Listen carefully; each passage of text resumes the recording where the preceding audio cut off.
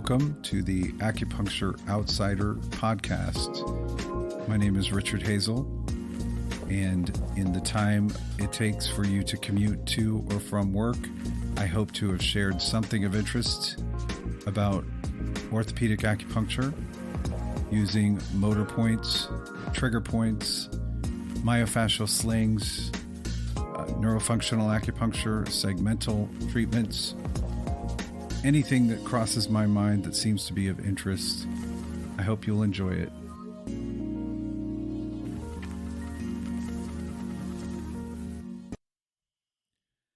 Hello and welcome to the Acupuncture Outsider. This is Richard Hazel, and this week I wanted to talk about the role of treating myofascial restrictions and trigger points in treating chronic pain. There's a big difference between treating acute injury and a chronic pain. It's my personal belief that you cannot successfully treat chronic pain and get the person out of pain with just either distal or just motor point treatment.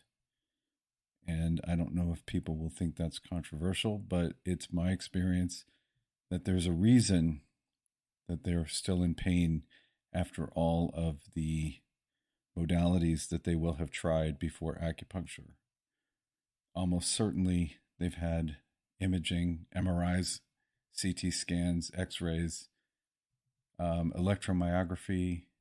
They've had interventions, PT, physical therapy, physiotherapy, whatever you call it, and probably some sort of injection of corticosteroids. Perhaps they've had some other pain management interventions, nerve ablation. Chronic pain patients are much different, very different from someone who comes in with an acute injury.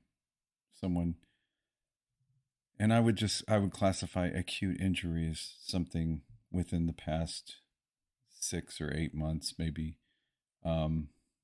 Really, if it was normal, a year ago, I feel like it could resolve quickly using just motor points and maybe a trigger point here or there.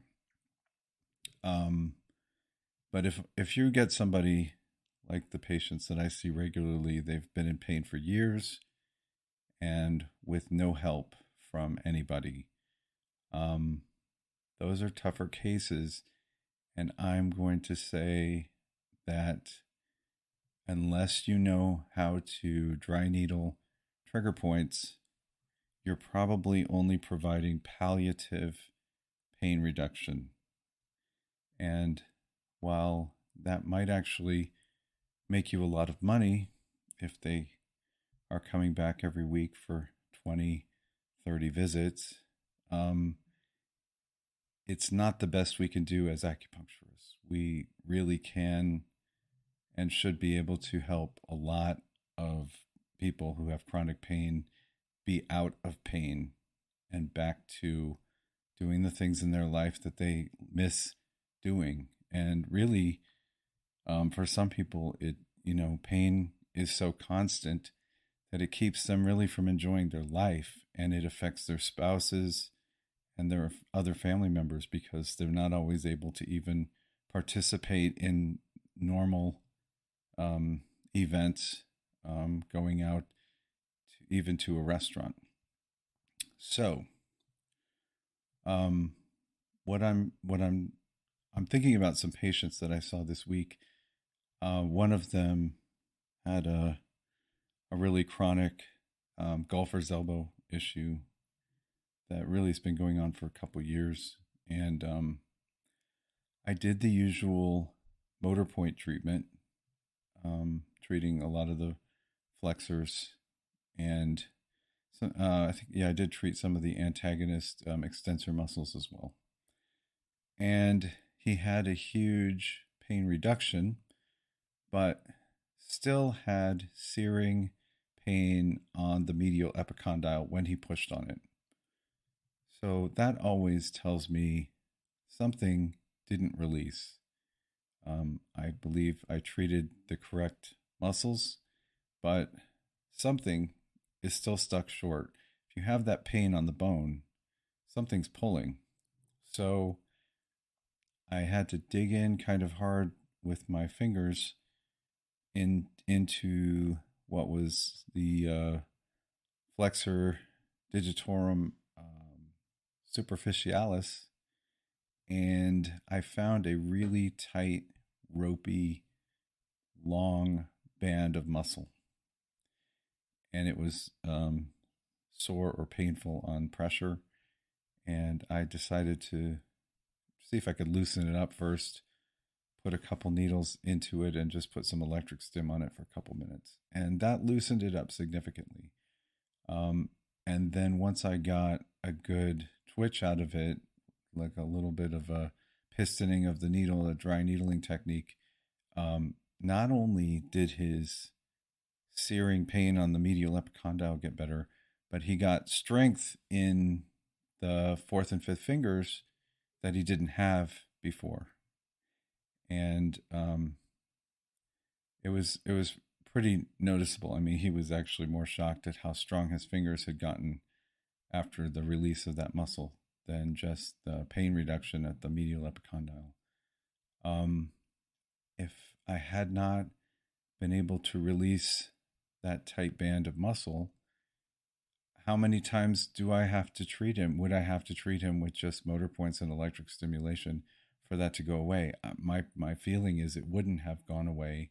It might have stopped hurting for a while, but as soon as he goes back to any sort of exercise that strained those muscles, gripping muscles, my feeling is it would have come back just based on my experience with treating these injuries.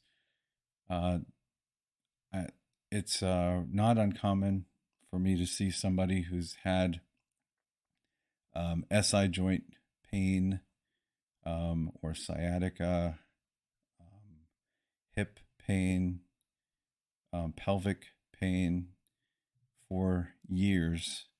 And I've seen a lot of female patients who had injury from childbirth, from giving child, for having a child, because the low, deep rotators in the hips are, they're not just external rotators like the gemelli and the obturator internus. They do horizontal abduction, abduction, meaning when the hip is flexed to 80, 90 degrees, and you need to then abduct, those deep rotators are your primary movers. And as you can imagine, childbirth, if you have a long labor, those muscles could definitely suffer injury.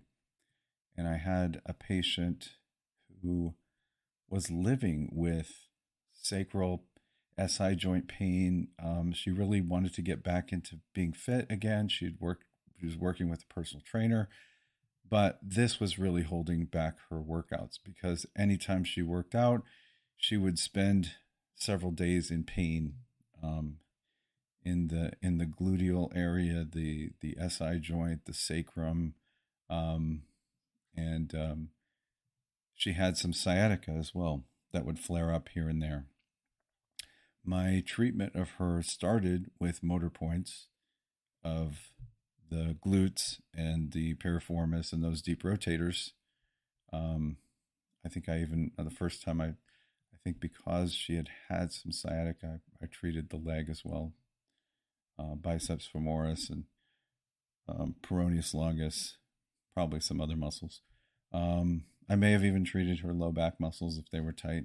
But the point I'm getting to is that upon removal of the needles, she still had the same pain.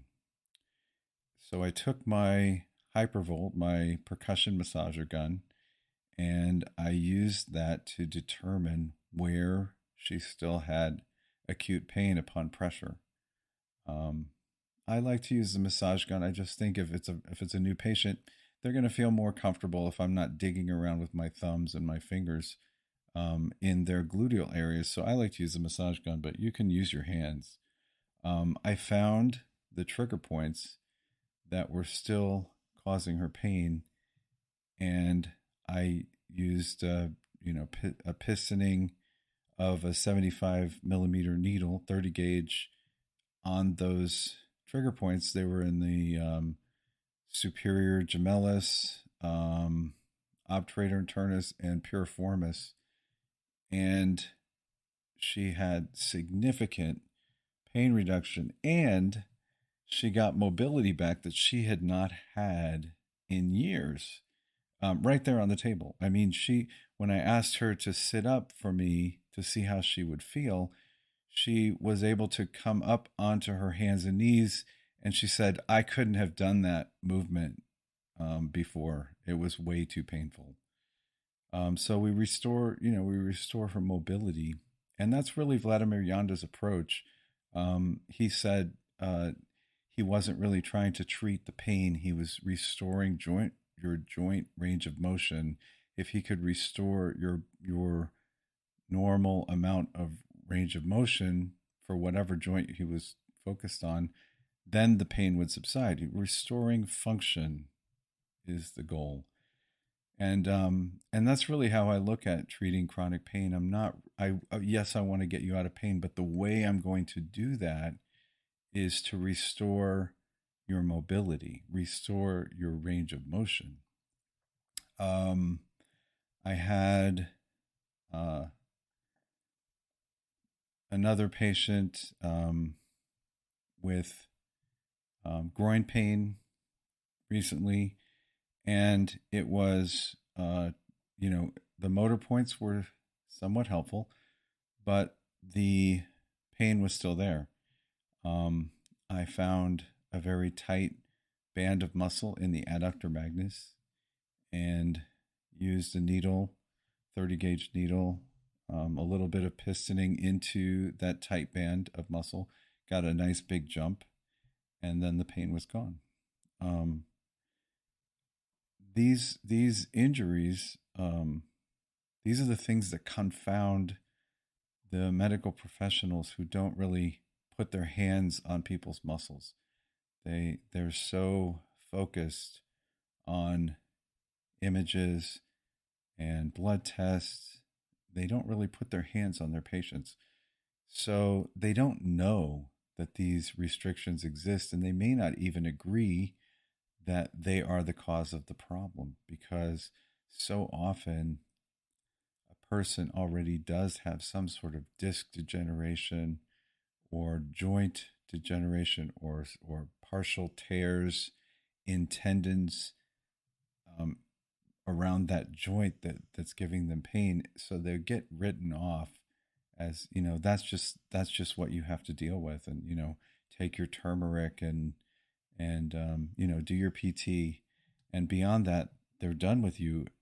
You'll see a lot of chronic pain after major surgeries, and guaranteed, if you work on somebody who had a hip replacement, they have trigger points. I'm just going to say they do. Don't even doubt it. Just know that if you want to get them out of pain and you want to get their functional movement restored so that they're not constantly, I mean, everyone loves loyal patients, but do they really need to be seeing you every week for a year? No. They really shouldn't need to see you every week for a year. Really, I mean, you should be able to reduce their day-to-day pain in 3 to 5 sessions, often fewer than that, depending on the person, their age, their ability to heal. Um, but really, if you're working on a hip replacement patient, they will have trigger points. They will have myofascial restriction that continues the pain that they're dealing with. I feel like sometimes the hip replacement had to happen because of the chronic dysfunction, joint dysfunction. So they replace the hip, then they slap the already super short and tight dysfunctional movement muscles back on and let it heal, and then they send you away to PT, and you still got these short tight muscles that are causing you pain, and I really feel like we should be able to determine what is going on there and release those muscles. And it's not going to just be motor points, because if it could have been released easily with motor points, very likely physical therapy, stretching, the other modalities that they usually have tried would have worked. If they didn't work, it's very often trigger points that are causing the problem. Um, I've seen so many chronic pain patients, and very often, by the way, they are often seniors too. They're not always seniors, but people who live with chronic pain are very often over 40, or they've had some sort of motor vehicle accident, something like that, which will definitely cause myofascial restrictions, trigger points. Um, I'm thinking of a senior that I was treating for a while for shoulder pain. They said she had bursitis, and they were saying that she's probably eventually going to need some surgery. And she was referred to our office, and she really wanted to avoid surgery. And the first visit, I only used motor points. And with the senior, I don't know how quickly they heal. I don't know how they're going to respond to the needles, how they're going to respond to being sore after treatment, etc. Because sometimes seniors have more soreness than people, let's say someone in their 40s or 50s, because they they've had ischemic muscles for that much longer. And when you release those muscles with the motor point, electric stimulation at the motor point, you wake up those ischemic muscles. They start getting their blood circulating, and the body recognizes that that tissue is not healthy. It may have been ischemic for decades, and they have more. They're more prone to having more discomfort after the treatment than the average patient. So there's a lot of conversation we're having when I'm treating seniors. I have really inform them what's going on, why would they have a flare up, what's going on. Let's say I'm thinking this woman with the bursitis, the shoulder bursitis, um, tight infraspinatus, tight supraspinatus. She had to buy new bras because she had to buy the ones that clasp in front. And she'd always had the ones that clasp in back, and she couldn't reach her back anymore because of her shoulder. She could reach to maybe the waistband of her pants when she would do like an Apley's scratch. She could reach maybe the low back. That was it. Um, and in the course of, I would say, she was out of pain for the most part after 2 or 3 visits, and I did have to release trigger points on her. Um, One was an anterior deltoid trigger point, and the others were a supraspinatus and infraspinatus trigger points. And she was back to she had already been working with a personal trainer, and she was very happy to be back at the gym and able to do most things. Um, but she still had limited mobility, and she really wanted her mobility back. She would come in, she'd say, "I'm not really in pain, but my arm still doesn't go all the way up. I just for quality of life, I just want to get my mobility back." And so that was where some of those trigger points in the infraspinatus and supraspinatus came into play, and we got her mobility back. She got back to being able to, basically, clasp a bra in back of her, and just the normal day to day things, putting on a jacket, things like that. She's very happy with that. She's a loyal patient, but She doesn't have to see me to not be in pain. She comes, I think now she's on a maybe once every 2 months sort of schedule, just because she wants to be active. She wants to go to the gym, and she values having her mobility. Once you've had your mobility back, you really don't want to settle for less. So when I see her, she's in a good mood. We can just do some motor points. She there's nothing uncomfortable necessary anymore because we're just loosening things back up for her. And it's a great treatment. She's happy to come in. She's happy to leave. She feels great. She tells everybody about it. Um, but we would not have gotten to that point if we did not go through some of the less comfortable treatments like an infraspinatus trigger point or a supraspinatus trigger point, and then soreness the day after. Or for her, one time it was sore for 2 days after. Um, there are so many chronic pain patients. Achilles tendonitis that's not getting better. If it's not getting better, very likely there are trigger points, and so often they're gastroc trigger points. And you can almost trace it from where they're feeling the pain straight up the leg and find the myofascial restrictions in the gastrocnemius. So often it is really, I believe, like a very much a fascia thing. Those restrictions in the gastroc from the trigger points are pulling the fascia and the Achilles tendon, and causing a lot of pain. Um, I just don't think you can get somebody out of that Achilles pain without doing trigger points, in the gastrocnemius and sometimes the soleus, but mostly it's gastrocnemius. They'll have a tight soleus. I always treat the soleus when there's Achilles problem.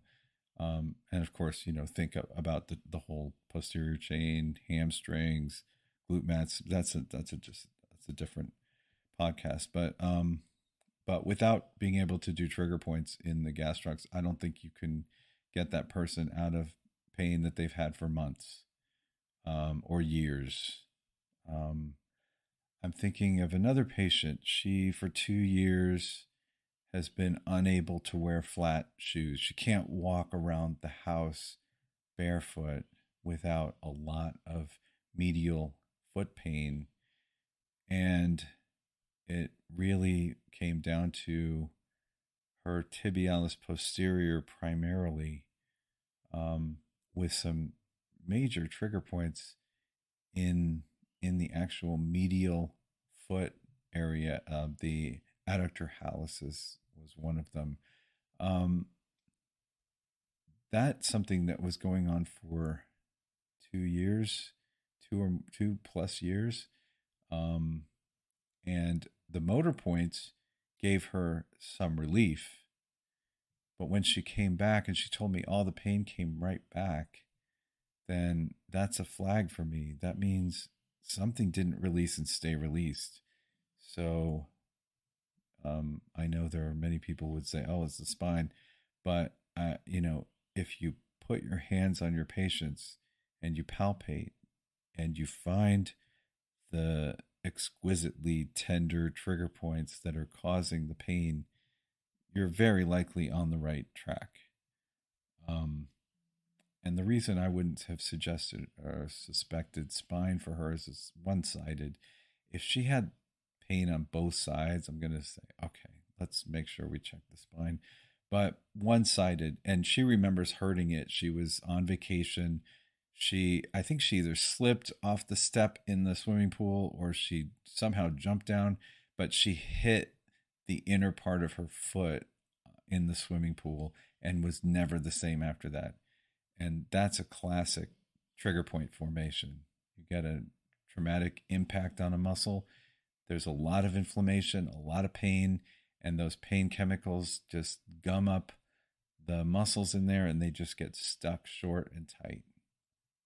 And I think I needed, because of the trigger points, we needed 4 or 5 visits to get her back to having no pain when she walked without shoes or in flats. She's very happy to be able to wear regular shoes, without a heel, or having to wear really cushiony um, sneakers. She can walk barefooted now without pain, and that's really, I mean, that should be the goal, right? Get them out of pain, get people back to doing what they love to do, not just treat the pain. So I always want to restore function more than relieve pain, because if I restore function, there's nothing to cause the pain. Um, and for me, that means really focusing on using motor points in the affected muscles, releasing trigger points that are causing the pain to come back because the release of the muscle wasn't significant enough. The trigger points keep the tension, and sometimes you don't know that until they come back and tell you the next week that for 4 days they were good, and now the pain is coming back, and that's when I have to start hunting for the trigger points. But really, I feel like that's those are really essential. And then consider fascia. If you can do some IASTM or Graston or gua sha, however you want to look at it, but do it very lightly. Don't cause petechiae. Do it very lightly. That gentle approach for the fascia will cause the fascia to relax. Um, it's probably something I should do a podcast on, but fascia has smooth muscle cells, and the autonomic nervous system can tighten it or relax it because of pain. And if you do really gentle Graston, that tells the nervous system, this area is okay now. There's no pain here. You're not digging in. You're not making it red. You're not trying to work on the muscle. You're trying to gently sweep over the fascia, maybe the plantar fascia of the foot, or maybe the Achilles tendon, or into the gastrocs, any of that. Just think about the fascia. Um, for 4 or 5 minutes, you can get a great relaxation of the fascia, and that will really improve your results. So you release the muscle, you release the myofascial restrictions with trigger point needling, and then you do some IASTM, or gua sha, gently. I don't. I want to say gua sha so that people understand, if they didn't know what Graston was, or they haven't heard the term IASTM, which is instrument assisted soft tissue manipulation. Um, I say gua sha just with a little bit of trepidation, because I know I learned to do gua sha very intensely, and there's like all this sha coming up, and it's red and petechiae, but that's not the goal for what I'm talking about. I'm talking about working on the fascia, not the muscles. We're not at this point, if you're doing this gentle technique, it's really about coaxing the fascia to release. And you can do it with just gentle movements. And you'll find sometimes patients will say, I'm going to fall asleep, because it's so calming to the nervous system, put them into a very parasympathetic dominant state. And that's what's going to relax the fascia. And really, on another note, this is one of the reasons that acupuncture is so helpful for so many internal medicine issues. Is the needles go through the fascia, relax the autonomic nervous system, put the person into a healing parasympathetic dominant state, where their body can heal itself. So that's another consideration for someone who has chronic pain. Maybe their fascia is super tight in that area, especially the older people. As the older people get, the more dense and ischemic their muscles are, the more fibrous their muscles are, the more um, non-responsive their trigger points are. It can take some time to get them to release, and the tighter the fascia. So, um, really, I just wanted to put it out there that if you're treating chronic pain patients, there's going to be some percentage that just don't get better, and they're better, and then they're better, and then they're back to being in pain. And don't get frustrated. Look for the trigger points. Look for the restrictions in the same muscles that you're treating with motor points, and find why that electric stim isn't releasing enough to get their mobility back, get their function back, so that they won't be in pain. And really, it's just a matter of being willing to put your hands on your patients and find those tight ropey bands, and communicate with them, because it's not comfortable. Getting a needle put into a trigger point and making it twitch, it's a little disturbing. So there, you have to be able to have that communication with your patient, explain to them, this is what's going on, this is why it didn't stay better, this tight band that you can feel causing you pain needs to be released, and the only way to release it is with a needle. You're not going to stretch your way out of this, you're not going to pinch it, you're not going to scrape your way out of it.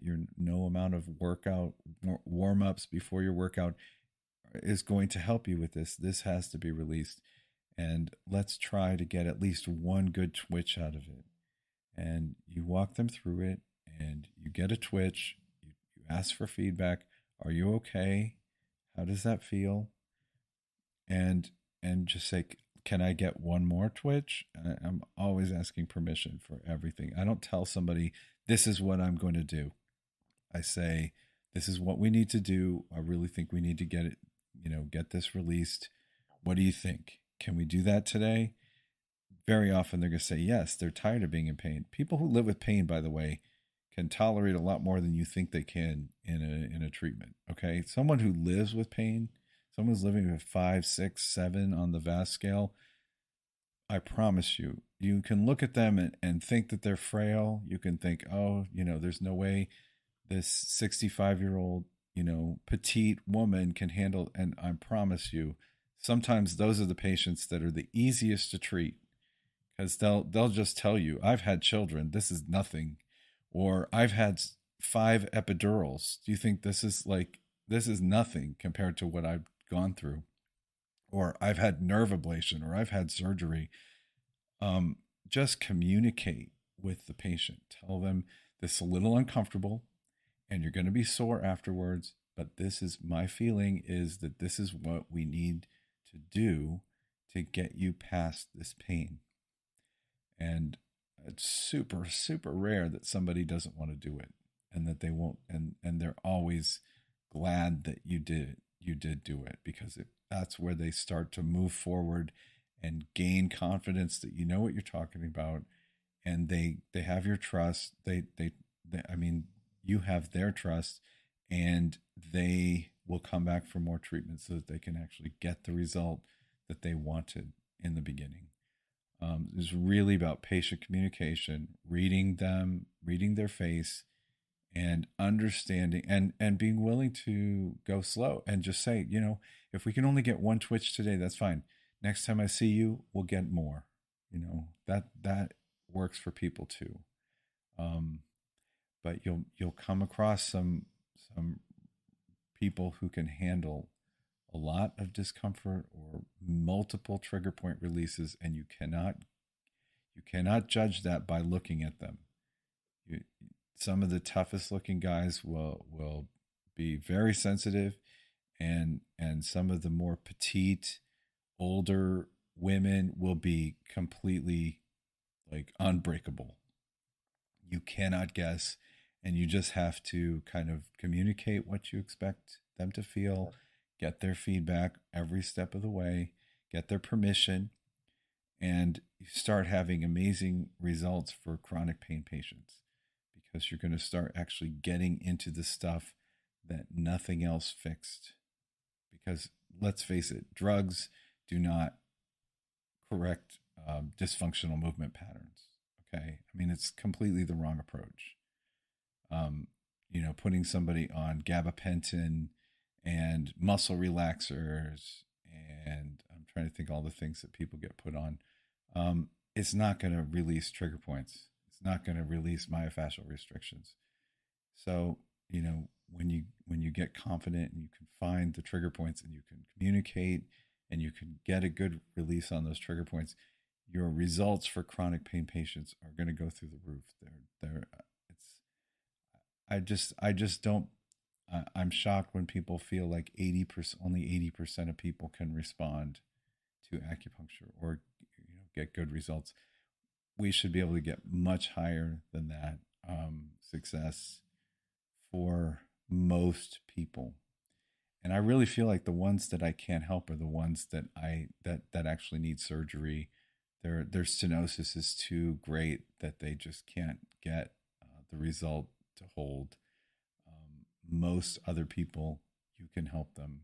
You can help them significantly if you're willing to hunt for those restrictions and communicate well so that they know what to expect during treatment, after treatment, and the next time they see you. Okay, I normally like to only do 18, 20-minute podcasts, but here we are 35 minutes later.